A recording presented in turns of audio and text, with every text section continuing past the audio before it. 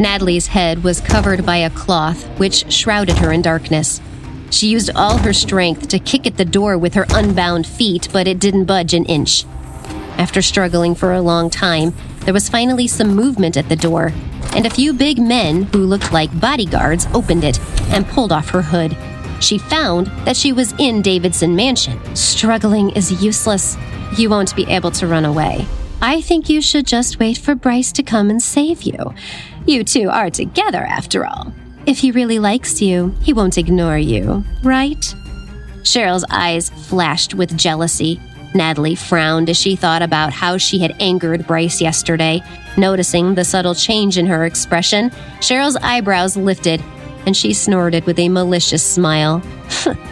What's wrong with you? Wait, were you acting all this time? Were you lying when you said you were with Bryce? Were you lying to us? Huh?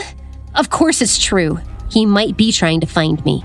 And when he does, you won't be able to take the consequences. All right, sister.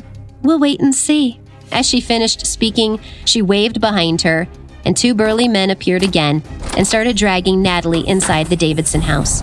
While Cheryl was walking away, Tom walked over. He didn't even look at Natalie, but instead asked Cheryl what's going on. She lowered her head and told him the whole story without hiding anything. Tom nodded. He didn't have much of an expression, but it was obvious that he was worried as he instructed the bodyguards, "Watch her carefully. Don't make any more mistakes." Natalie looked at her family's faces and felt disheartened. Natalie was filled with hatred, and she wanted to get out of the place as soon as possible. Liam is lost, but you guys only care about yourselves. If anything happens to him, even if I die, I'll take you all to hell with me. Natalie roared in despair, but it didn't shake her family's cold hearts. Go ahead and do whatever you want. You won't be able to leave until Bryce agrees to be my business partner. Outside, Cheryl's mother came over when she heard the commotion. Tom, don't be angry. I see that this girl is so much trouble that Bryce hasn't even bothered to come for her yet. They probably don't have a relationship at all, and she lied to us. Yeah, Dad. How could a man like Bryce be with her anyway? I think we got it wrong. Hearing that, Tom's expression turned sour again, and Cheryl felt secretly happy. While this was going on in the Davidson household, the news was out that the CEO of the Clair Group, Bryce, had been at a hotel with a child. The rumors spread almost overnight and shocked everyone. When Bryce's parents heard the news, they treated it just as any other rumor. The butler showed them the picture he had secretly taken at the hotel the night before. It was a picture of a little boy pulling at Bryce and looking cute, and the child in the photo looked just like Bryce when he was young. Bryce heard the rumors but paid no attention. But when he tried to leave Liam at the hotel to be taken care of, the boy immediately broke down. Tears flowed down his face as he pulled on Bryce's sleeve and refused to let him go. Dad, don't leave me behind. Mom hasn't come back yet. I don't want to be alone. I want to go where you go, please. So he had no choice but to bring the boy with him. Bryce was at work. He looked at Liam, who was eating with relish on the couch, and put his head in his hands. An abrupt knock on the door broke Bryce's train of thought. Son, tell us what has happened. Michelle was an impatient person. She showed Bryce the photo right away, too distracted to notice that Liam was sitting on the sofa. Why are you guys here? How could we not come? You have a child? What's going on? Where is he now? Bryce peeked at the couch behind Michelle. It was only then that his parents noticed Liam, who was sitting there eating cake. Noticing that people were staring at him, the little fellow stared back.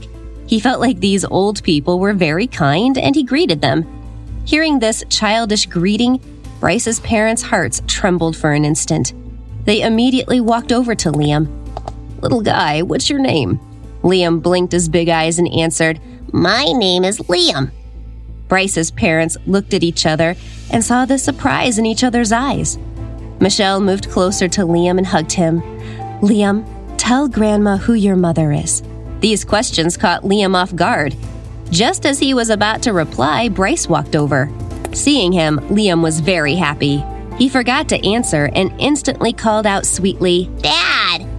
When Michelle heard this, she could not sit still any longer. Tell us what happened. The child is calling you Dad. Who is his mother? Did you leave her after she got pregnant? Has she come looking for you yet? Michelle had already accepted Liam as her grandson, but she had felt very close to him the moment she saw him. Veins popped out on Bryce's forehead. Suddenly, the image of Natalie's face appeared in his mind, and he became extremely agitated. Liam is not really my son. He just calls me Dad. His mother never denied it and misled him. But despite his explanation, his parents did not believe him. Robert looked at his son reproachfully. Bryce once again felt frustrated. Suddenly, something flashed through his mind. He didn't know the woman from the night 5 years ago when he had been set up. Bryce looked at Liam, who was still in Michelle's arms. It's been 5 years since that incident took place, and this little guy looked like he was nearly 5 years old. Hi, I am Natalie. Want to know my story? Then download the Pocket FM app and listen to the exciting episodes of The Return Now.